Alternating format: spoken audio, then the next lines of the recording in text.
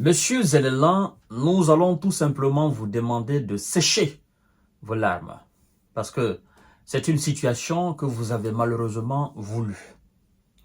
Vous avez malheureusement voulu, et depuis tout ce temps, l'on vous conseille, vous ne voulez absolument rien entendre. Parce que vous-même, vous tirez plaisir dans ce qui est en train de se passer dans votre pays. Tenez, pas plus tard qu'hier, dans la même ville de Kharkiv. Vous savez, Kharkiv, c'est la deuxième ville de l'Ukraine, une ville importantissime à leurs yeux. Et on dit d'ailleurs de cette ville qu'avant le début des hostilités, la ville comptait quelques 1 400 000 habitants, officiellement ce qui est dit. Et au jour d'aujourd'hui, la ville ne compte que quelques centaines de mille habitants. Donc la ville s'est vidée en quelque sorte de sa substance humaine. Et donc, après donc la frappe d'hier, parce que vous devez savoir qu'il y a eu une frappe d'hier et aujourd'hui il y a eu aussi une frappe la nuit. Donc, après la frappe d'hier, Monsieur Zelensky a fait une sortie. Et cette sortie,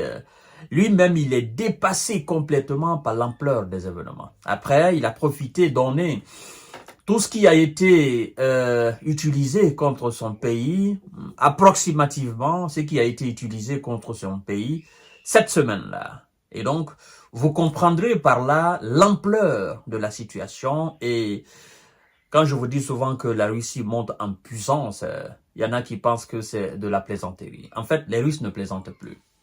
Et donc, par rapport à ce QG d'hier, dans la même ville de Kharkiv, parce que, laissez-moi vous dire, lorsque vous voyez la Russie intensifier des frappes, c'est-à-dire frapper aujourd'hui, frapper demain, et frapper la nuit, lorsque vous voyez la Russie dans ses actions pareilles, vous devez savoir que c'est effectivement contre des cibles militaires ou contre des cibles qui seraient aménagées pour un certain nombre d'opérations contre l'armée russe ou contre la Russie elle-même. Je dois quand même vous informer que Kharkiv, c'est une ville frontalière et c'est à partir de cette ville constamment les hommes de M. Zelensky menaient des frappes sur la ville frontalière aussi russe qu'on appelle Belgorod. Et vous devez savoir que M. Zelensky, en envoyant ses drones, mais aussi ses missiles jusqu'à présent, tente toujours de toucher cette ville qu'on appelle Belgorod et ses banlieues. Notamment, il n'y a pas plus, je crois que c'était avant-hier même,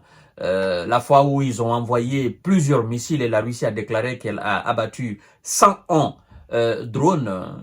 Il y a aussi une partie qui ont été abattus, n'est-ce pas, dans l'espace aérien de cette ville, même de cette région de Belgorod. Et donc, en quelque sorte, ce sont des représailles et ce sont des répliques, évidemment, à partir des sites où ces drones sont lancés. Évidemment, la Russie procède aussi des tirs sur ces sites-là. Et donc, mesdames et messieurs et mesdemoiselles, Monsieur Zelensky nous dit ceci. Hier soir, la Russie a de nouveau frappé Kharkiv, cette fois avec des bombes aériennes visant un immeuble résidentiel, comme ils ont l'habitude de le dire, ordinaire. 21 personnes ont été touchées, dont un môme de 8 ans et 2 adolescents de 17. Alors, 60 résidents ont été évacués de l'immeuble, a fait savoir M. Zelensky dimanche matin au sujet de la frontière et de la frappe menée par Moscou sur la deuxième ville de l'Ukraine. Et donc, M. Zelensky continue en disant que, voilà, au cours de la semaine, lui-même il fait le bilan.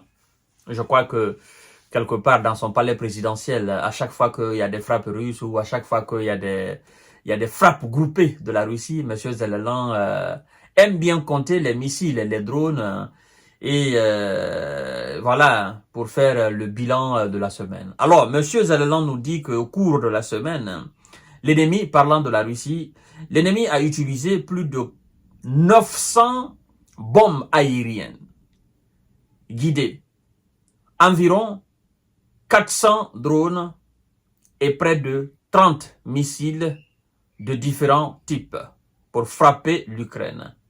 Et il profite de l'occasion de lancer un appel à ses alliés de faire le maximum de le fournir du matériel militaire de longue portée.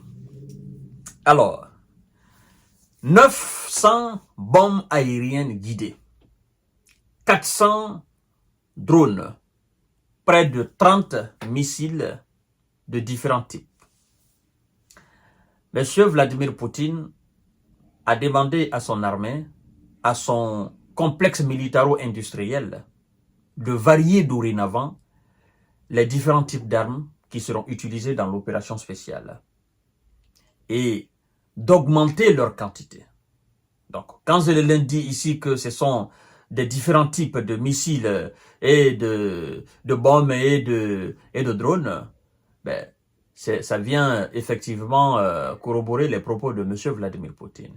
Donc, M. Zelensky, ça fait plusieurs mois vous demandez des armes de longue portée pour que vous puissiez les utiliser contre la Russie. En fait, vous avez déjà les armes de longue portée parce que vous vous en servez très souvent pour mener des opérations contre les militaires russes qui sont sur le territoire ukrainien. Ce qui vous manque, c'est seulement l'autorisation de Washington et de Londres pour utiliser les mêmes missiles ATACMS et les missiles Storm Shadow britanniques afin de les utiliser contre le territoire russe. Donc, vos alliés ne veulent pas parce qu'eux-mêmes, ils ont peur de leur tête. Et donc, quand c'est comme ça, vous devez vous poser de très belles questions. Mais vous refusez de vous poser de très belles questions. Et donc, vous vous contentez de compter le nombre de missiles, de compter le nombre de drones et de compter le nombre de bombes. C'est pas fini. Il ne faut pas encore faire le décompte. Ne faites pas l'inventaire, c'est pas encore fini. Hein? Quand faites le calcul, gardez avec vous. Ne faites pas ces annonces-là. Parce que même si vous faites des annonces dans le but de galvaniser vos alliés afin qu'ils puissent répondre à votre appel, ben ils vont pas le faire. Parce qu'eux-mêmes n'ont pas les moyens. Vous savez, ces missiles de longue portée, ATACMS, qui vont jusqu'à 925 km, vous savez, M. Zelensky, ça coûte énormément cher. Et ces missiles ne sont pas largués tout seuls. C'est-à-dire, les missiles ne sont pas dotés de systèmes où on les dépose ici, ils vont tout seuls. C'est des appareils, soit des avions, qui larguent, qui lancent ces missiles-là. Et vous avez besoin aussi des systèmes, n'est-ce pas, des systèmes afin de lancer ces missiles-là. Donc, il ne s'agit pas seulement de demander les missiles, demandez tout le complet. Tout le complet, en fait. Mais ça coûte énormément cher. Non seulement les missiles coûtent énormément cher, les systèmes aussi de lanceurs là, ça coûte énormément cher. Et vous avez les F-16 qui peuvent porter aussi ces missiles de longue portée. Mais puisque la Russie dit que les F-16 dans l'espace, effectivement, ils vont les considérer comme une menace nucléaire, et donc ils seront obligés d'appliquer la doctrine nucléaire russe. En fait, partout où M. Zelensky veut sortir, en fait, il est muselé de gauche à droite. Oui. Du côté de ses alliés, il est attaché. Bon, du côté aussi de la Russie, on n'en parle même pas.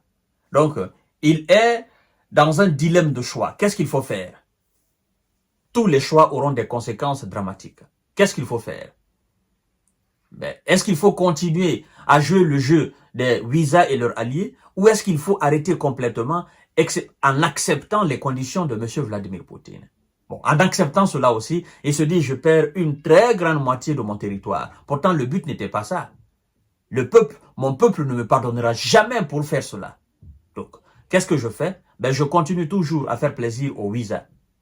Même si je n'obtiens pas gain de cause ou je n'obtiens pas un très grand résultat, mais le fait que nous continuons le mouvement, ben écoutez, je maintiens toujours le peuple en disant, ben écoutez, nous sommes en situation de guerre, donc il faut composer avec. Et pendant ce temps, lui il continue de régner à la tête de l'Ukraine, parce que jusqu'à présent, les élections présidentielles n'ont pas été organisées. Et donc, ça l'arrange énormément. C'est lui qui est le président jusqu'à ce que la guerre finisse, ou jusqu'à ce qu'un homme fort de l'Ukraine vienne le déloger. Mesdames et messieurs et mesdemoiselles, on le parle, il ne comprend pas. Ben, nous allons décortiquer les sujets. Je vous donne rendez-vous tout à l'heure et partagez la vidéo. Merci beaucoup.